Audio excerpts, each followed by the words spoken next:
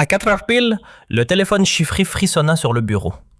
À cet instant précis, personne, absolument personne, n'aurait pu deviner le scénario qui allait s'écrire dans les 72 prochaines heures.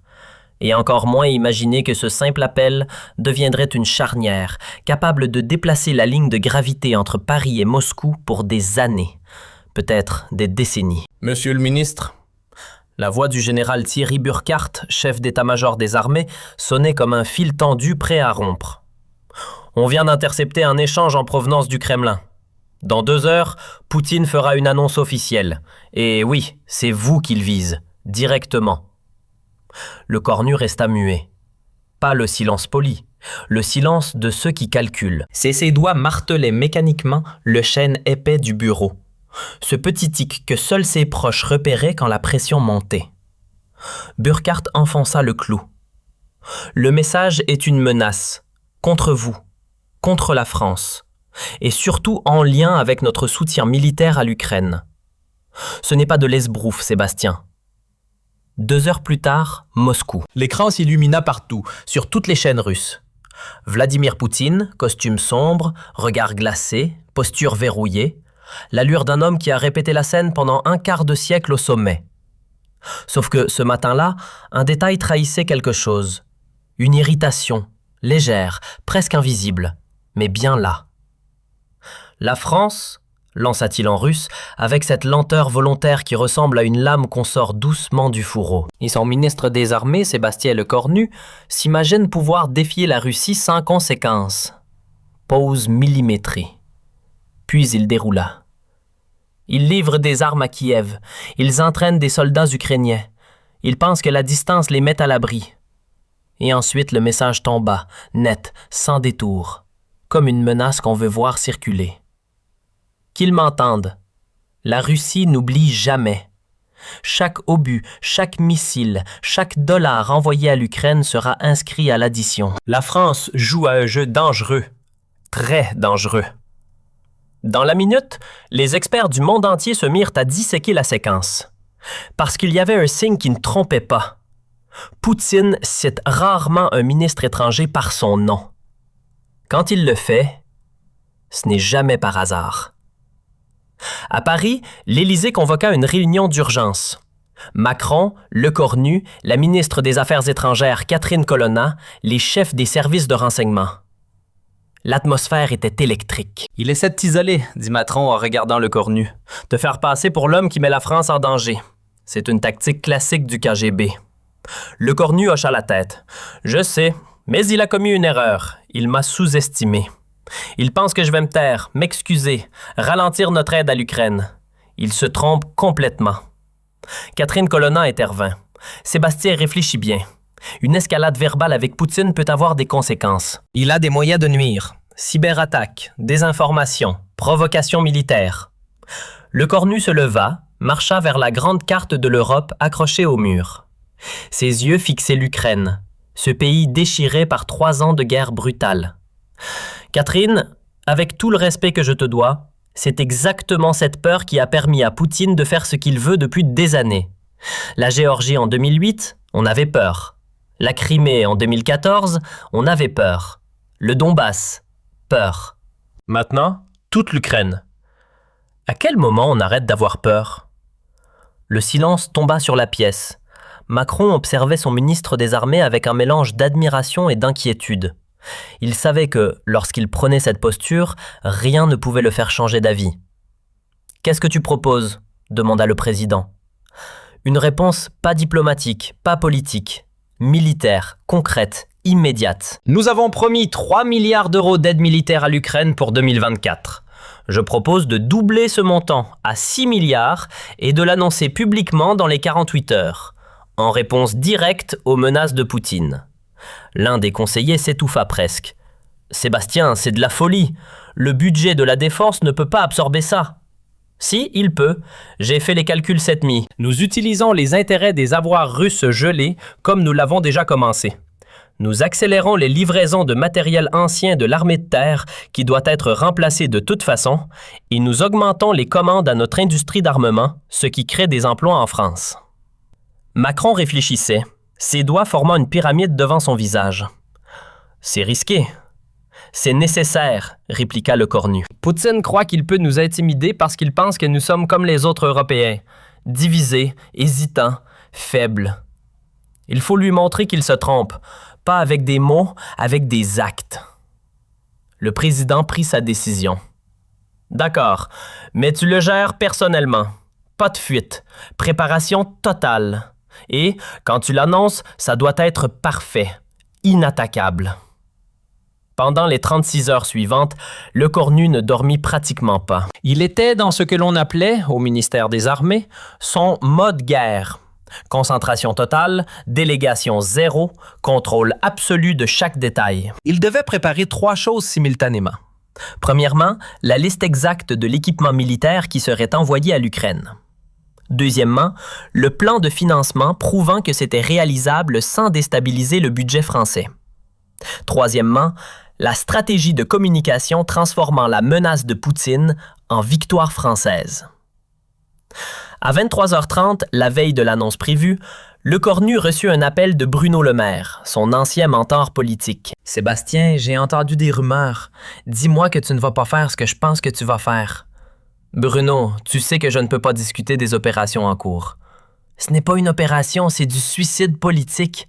Défier Poutine publiquement. Tu sais ce qu'il fait à ses opposants. » Le cornu resta silencieux un moment, puis répondit d'une voix calme mais ferme. Bruno, tu m'as appris quelque chose quand j'avais 19 ans et que je travaillais comme assistant parlementaire. Tu m'as dit, en politique, il y a ceux qui parlent de principes et ceux qui les défendent. Les premiers font carrière, les seconds font l'histoire. Je choisis l'histoire. Le lendemain matin, 9h. Journalistes français, européens, américains. Même quelques journalistes russes de médias indépendants en exil. L'atmosphère était tendue. Tout le monde savait qu'une annonce majeure allait être faite. Le ministre monta au pupitre.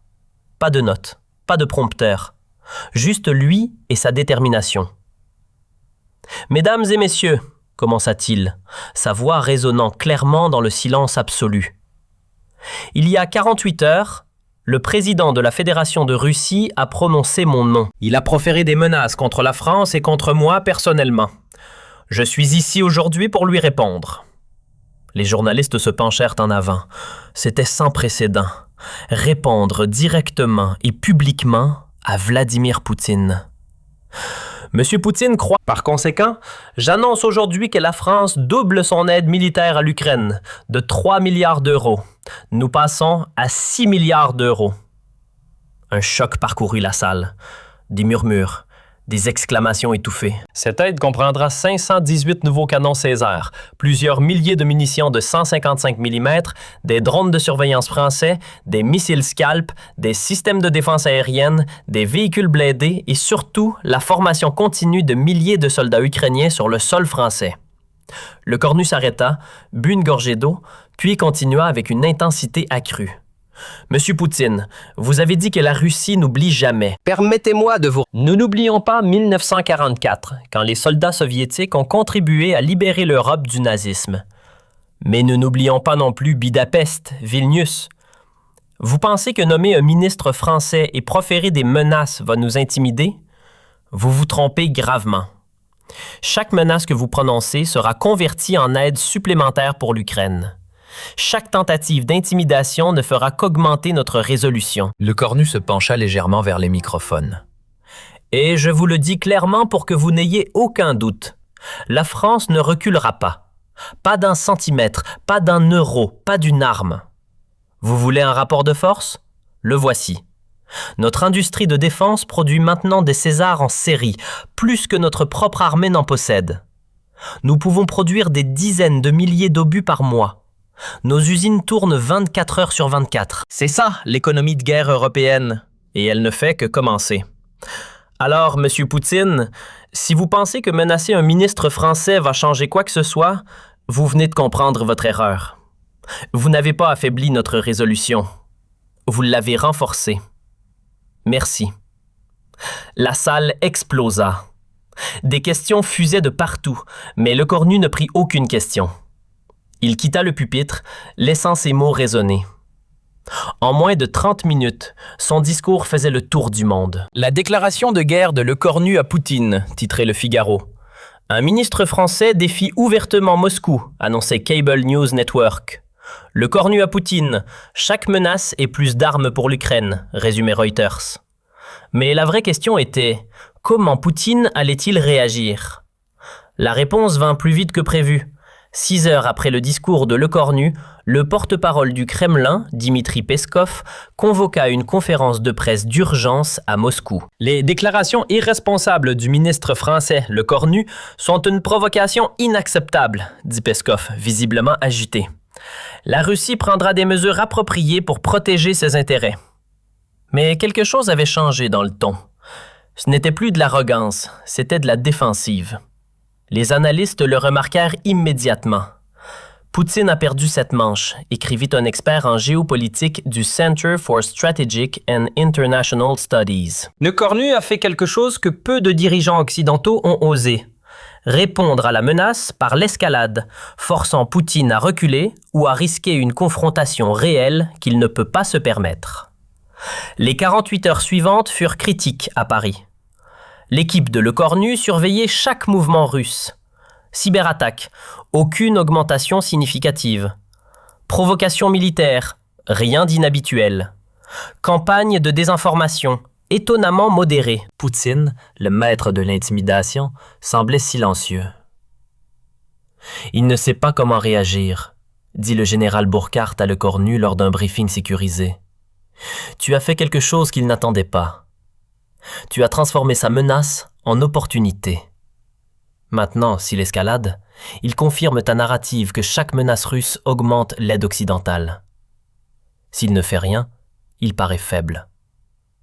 Mais le vrai choc vint d'une direction inattendue. 12 heures après le discours de Lecornu, l'Allemagne annonça qu'elle augmentait son aide militaire à l'Ukraine de 2 milliards d'euros. Puis la Pologne, 1,5 milliard supplémentaire. Le Royaume-Uni, 1 milliard. Les Pays-Bas, 500 millions. En une semaine, l'effet domino déclenché par la réponse de Lecornu avait généré plus de 12 milliards d'euros d'aide militaire supplémentaire pour l'Ukraine. Poutine avait voulu isoler la France. Il avait réussi à unir l'Europe. À Kiev, le président Zelensky convoqua une conférence de presse. « Je veux remercier personnellement le ministre Lecornu, dit-il, la voix chargée d'émotion. Il a montré que le courage n'est pas mort en Europe. Que face aux tyrans, il y a encore des leaders prêts à se tenir debout. » Mais tous les regards étaient tournés vers une question. Comment Macron gérait-il cette situation? Son ministre des Armées venait de défier directement Poutine, créant une onde de choc géopolitique. Certains conseillers de l'Élysée étaient furieux. Lecornu avait À Paris, dans son bureau du ministère des Armées, Lecornu regardait les images sur son écran. Catherine Vautrin, son ancienne collègue, l'avait appelé. « Tu as fait quelque chose que personne n'osait faire, dit-elle. Tu as appelé le bluff de Poutine. » Ce n'était pas un bluff, Catherine. Il était sérieux. « Justement, c'est pour ça que ta réponse était si importante. Tu lui as montré que nous sommes aussi sérieux que lui. Peut-être plus. » Lecornu sourit légèrement. « Tu sais ce qui est drôle? Poutine pensait que me menacer directement me ferait peur. Il ne comprenait pas que je n'ai pas peur de lui. J'ai peur de ce qui se passe si nous ne l'arrêtons pas. » 3 mois plus tard, lors d'un sommet d'automne à Bruxelles, un incident révélateur se produisit. Un diplomate russe, lors d'une session à huis clos, aborda le problème Lecornu en discutant avec des homologues occidentaux. « Votre ministre français est devenu un obstacle aux relations russo-européennes, dit-il. La réponse vint du représentant allemand. Non, le ministre Lecornu est devenu le modèle de la manière dont l'Europe doit répondre à vos menaces et nous le suivons tous. » C'était officiel.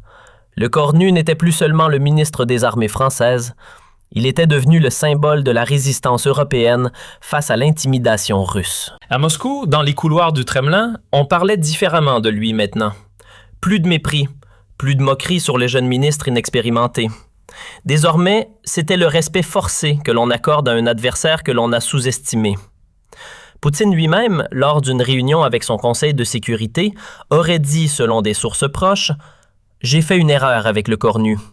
Il ne joue pas selon les règles habituelles. » L'un de ses généraux aurait répondu « Quelle erreur, monsieur le président. Je lui ai donné une raison de devenir un héros. En le menaçant, je l'ai transformé en symbole. Grosse erreur. 6 mois après l'incident initial, l'Ukraine lançait une contre-offensive majeure dans la région de Kherson. Les canons César français jouèrent un rôle crucial. Leur précision, leur mobilité, leur cadence de tir supérieure donnèrent aux forces ukrainiennes un avantage tactique significatif. Chaque obus tiré portait, d'une certaine manière, la signature de la réponse de Le Cornu. Chaque kilomètre reconquis prouvait que la détermination pouvait vaincre l'intimidation. Les analystes militaires commencèrent à étudier ce qu'ils appelaient l'effet Le Cornu, le phénomène par lequel une réponse ferme et immédiate aux menaces russes créait plus d'unité et de détermination occidentale que n'importe quelle diplomatie prudente. À Paris, Le Cornu continuait son travail avec la même intensité, mais quelque chose avait changé. Les autres ministres européens de la Défense l'appelaient désormais régulièrement pour des conseils. Comment gérer les menaces russes? Comment répondre sans escalader dangereusement? Sa réponse était toujours la même. Fermement, immédiatement, avec des actes, pas des mots. L'industrie de défense française explosait. Les commandes affluaient, pas seulement de l'Ukraine, mais de toute l'Europe. Les pays baltes voulaient des Césars. La Pologne voulait des missiles Scalp. La Finlande voulait des systèmes de défense aérienne. Tous disaient la même chose. Nous voulons de l'équipement français parce que vous avez prouvé que vous êtes prêts à l'utiliser pour défendre nos valeurs. En septembre 2025, quand Le Cornu devint premier ministre, l'une des premières réactions vint du Kremlin. Peskov, lors de son briefing quotidien, dit simplement « Nous prenons note de cette nomination ». Pas de menace, pas de provocation, juste une reconnaissance glaciale. Poutine avait appris sa leçon. On ne menace pas Sébastien Le Cornu, on le respecte, de gré ou de force. Dans les académies militaires du monde entier, l'épisode est maintenant étudié comme un cas d'école. Comment répondre à l'intimidation autoritaire? Les étudiants analysent chaque mot du discours de Le Cornu, chaque élément de sa stratégie, chaque conséquence de sa décision. La leçon est claire. Face à un tyran, la prudence peut sembler sage, mais c'est souvent la fermeté qui protège vraiment. Poutine avait construit sa stratégie sur un pari simple. L'Occident avait peur d'un conflit direct. Chaque menace ferait reculer les Européens. Chaque intimidation diviserait l'organisation du traité de l'Atlantique. Aujourd'hui, quand les historiens écriront sur la guerre d'Ukraine, ils noteront un tournant. Le moment où l'Europe est passée de la peur à la détermination. Le moment où un ministre français a dit non à Vladimir Poutine et a transformé une menace en catalyseur d'unité. Ce moment, c'était le discours de Le Cornu. Ces 6 mots résument tout. Chaque menace est plus d'armes.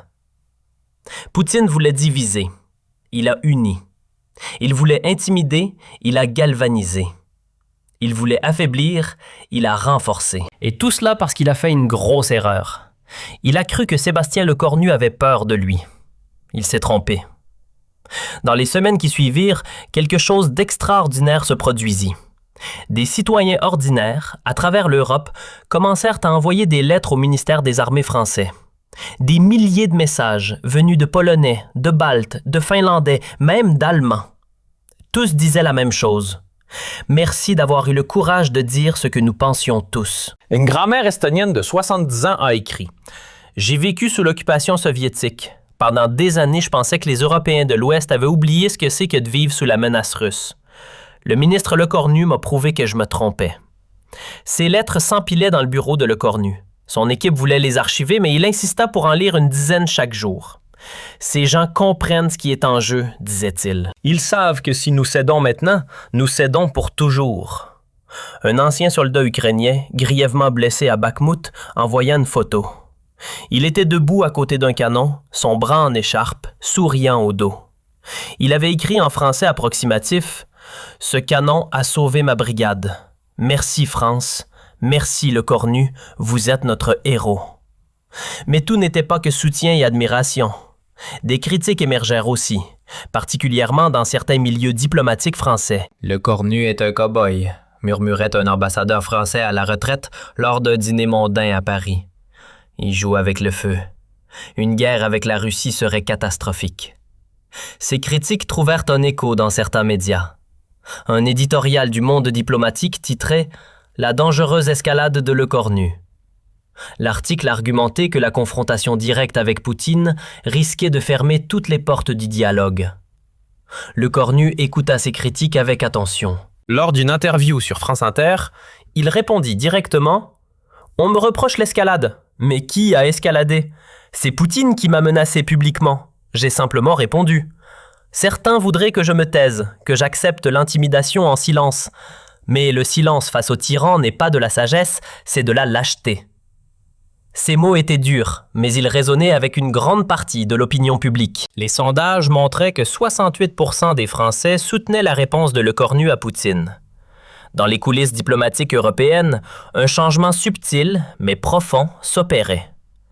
Les ministres de la Défense qui avaient autrefois hésité à confronter la Russie commençaient à adopter un langage plus ferme. Le ministre allemand de la Défense, Boris Pistorius, déclara lors d'une conférence à Berlin « L'approche du ministre Le Cornu nous a montré qu'il est possible d'être ferme sans être belliqueux, de se défendre sans provoquer. L'Allemagne doit prendre exemple. » En Pologne, le ministre de la Défense alla encore plus loin. Lors d'une visite à Varsovie, Le Cornu fut accueilli comme un héros national. Des milliers de Polonais se rassemblèrent devant le ministère de la Défense polonais, brandissant des drapeaux français et polonais. Certains portaient des pancartes. « Le Cornu est De Gaulle de l'Europe » et « Merci d'avoir défendu l'Europe ». C'était un moment surréaliste pour le ministre français, habitué aux réunions discrètes et aux négociations en coulisses. « Vous avez fait quelque chose que peu de dirigeants ont le courage de faire », lui dit son homologue polonais, Mariusz Blaszczak. « Vous avez regardé le diable russe dans les yeux et vous n'avez pas cligné. » Le Cornu répondit simplement. « La Pologne comprend mieux que quiconque ce que signifie vivre à côté de la Russie. Votre courage inspire le nôtre. » Mais le plus grand test de la stratégie de Le Cornu survint 23 mois après son discours initial. La Russie lança une cyberattaque massive contre les infrastructures françaises. Hôpitaux, réseaux électriques, systèmes de transport. Tout fut ciblé simultanément. L'attaque était sophistiquée, coordonnée et portait clairement la signature des services de renseignement russes. C'était la réponse de Poutine. Pas militaire, mais dévastatrice quand même. Dans la salle de crise de l'Élysée, Macron, Le Cornu et les chefs des services de sécurité se réunirent d'urgence. « Nous avons contenu 90% de l'attaque », rapporta le directeur de l'ANSSI, l'Agence nationale de la sécurité des systèmes d'information. Mais certains dégâts ont été causés. Rien de catastrophique, mais significatif. Tous les regards se tournèrent vers Le Cornu. Certains attendaient qu'il exprime des regrets, qu'il reconnaisse que sa fermeté avait provoqué cette réponse. Mais le ministre des Armées ne s'y plia pas. « C'est exactement ce que Poutine veut », dit-il calmement. « Il veut que nous pensions que c'est ma faute, que si j'avais été plus doux, plus accommodant, il ne nous aurait pas attaqués. Mais c'est un mensonge. » Il se leva, marchant vers la grande fenêtre donnant sur la Seine. « Poutine nous aurait attaqués de toute façon, pas parce que j'ai été ferme, mais parce que nous aidons l'Ukraine.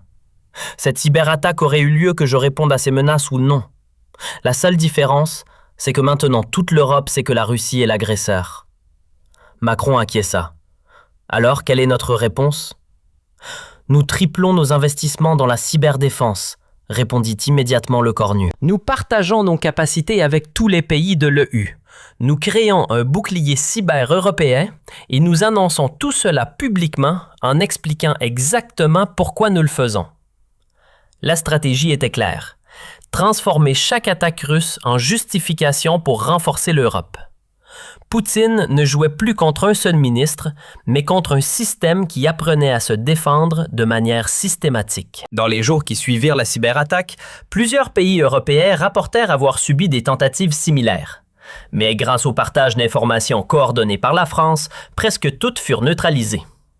L'attaque de Poutine avait accidentellement créé ce qu'aucune directive européenne n'avait réussi à créer, une vraie coopération en matière de cybersécurité. C'est ironique, dit le premier ministre estonien lors d'un sommet européen d'urgence. Poutine pensait diviser l'Europe en attaquant la France. Il a réussi à nous unir encore plus. 6 mois après le discours initial de Lecornu, un événement surprenant se produisit.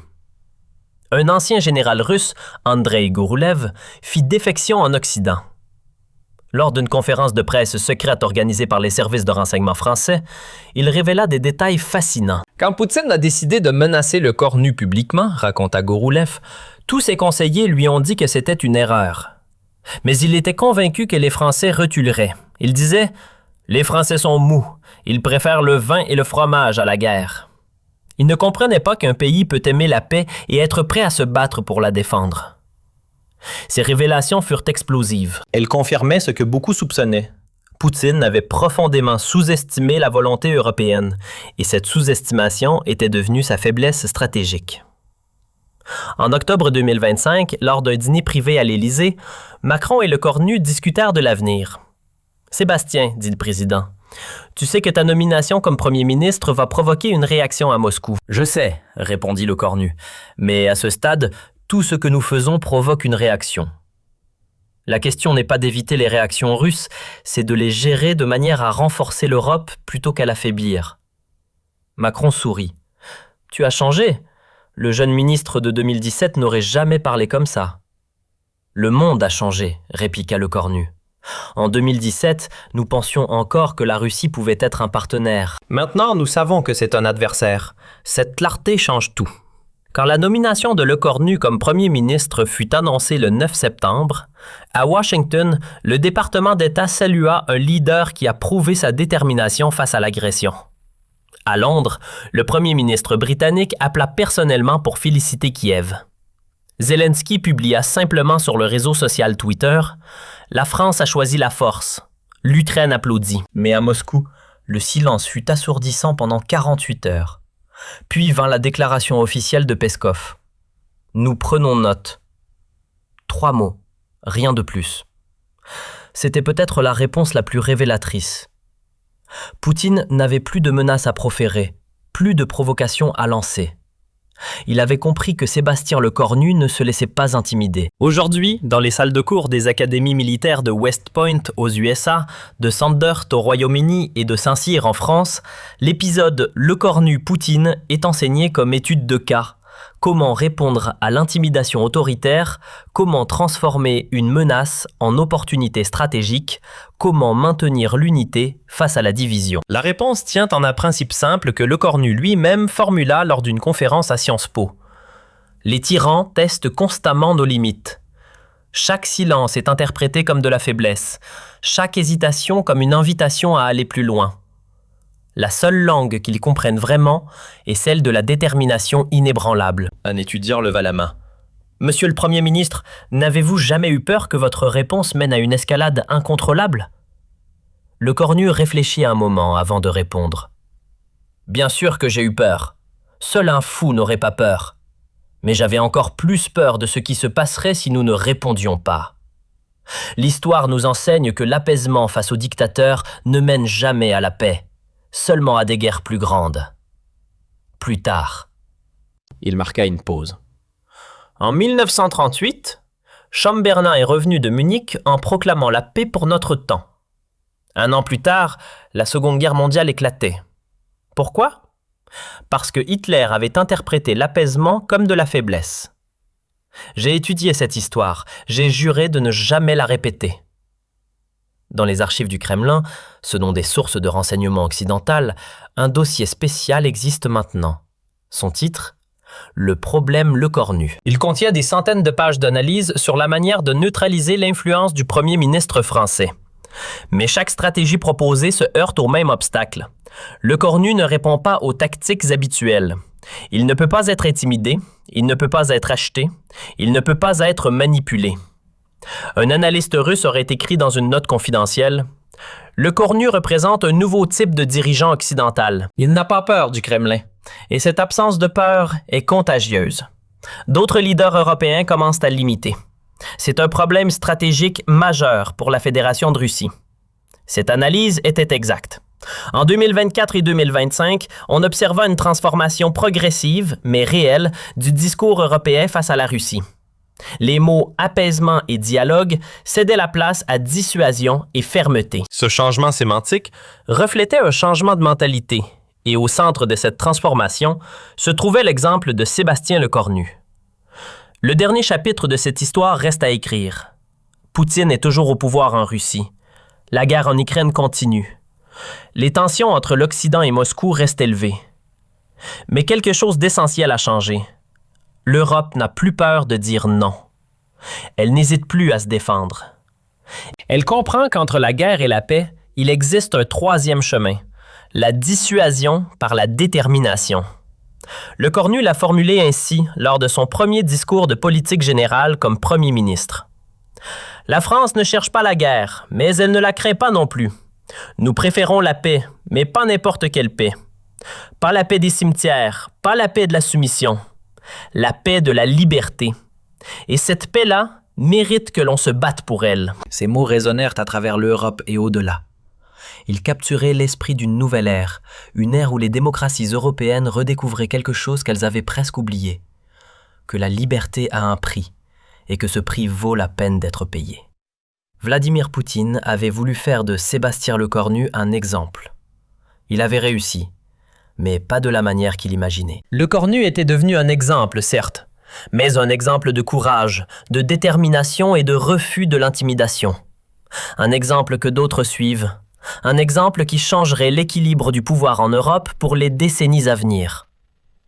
Tout cela parce qu'un matin, à 04h17, un téléphone crypté avait vibré dans un bureau parisien, et parce que l'homme qui avait répondu à cet appel avait décidé de ne pas avoir peur. Yeah!